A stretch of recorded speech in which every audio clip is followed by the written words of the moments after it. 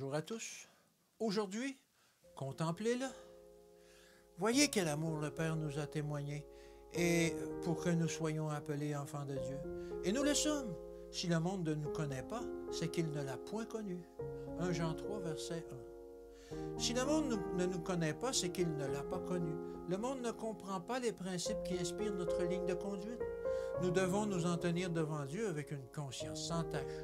Il y a de merveilleux privilèges pour chacun d'entre nous. Dieu ne place aucune exigence devant nous sans nous donner la force de nous y conformer. En le suivant, nous ne courons aucun danger de nous égarer. Ce n'est que de cette manière que nous pouvons perfectionner notre caractère chrétien d'économe et de la grâce de Dieu. Les vérités de l'Évangile pour cette époque nous ont été confiées. C'est un merveilleux trésor. Et le Seigneur désire que nos yeux soient éclairés et nos cœurs vivifiés.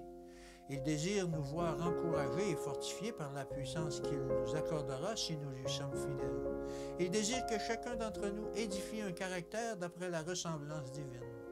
Le chrétien qui n'agit pas ainsi porte atteinte à Dieu. Il déshonore son Sauveur. Ceux qui ont accès aux paroles de l'Écriture sont sans excuse s'ils ne s'appliquent pas ces paroles, s'ils ne purifient pas leur cœur du péché. Au dernier grand jour, nous serons jugés d'après la lumière brillante du trône de Dieu sur notre sentier. Faire briller la lumière sur le sentier dans la clarté de l'Évangile du Christ, comme elle a brillé sur notre sentier, est une redoutable responsabilité. Nous devons avancer pas à pas, les yeux fixés sur notre guide. Il ne nous fera pas faire un seul pas hors du sentier de la droiture. Dieu a donné le Christ à notre monde afin de nous épargner la mort éternelle. Contemplez-le, contemplez-le, regardez à lui jusqu'à ce que vous reflétez son image.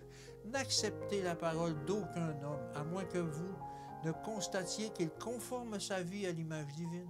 Car si vous le faites, vous l'encouragez dans le mal. Vous le soutenez en demandant ses conseils et en suivant ses directives.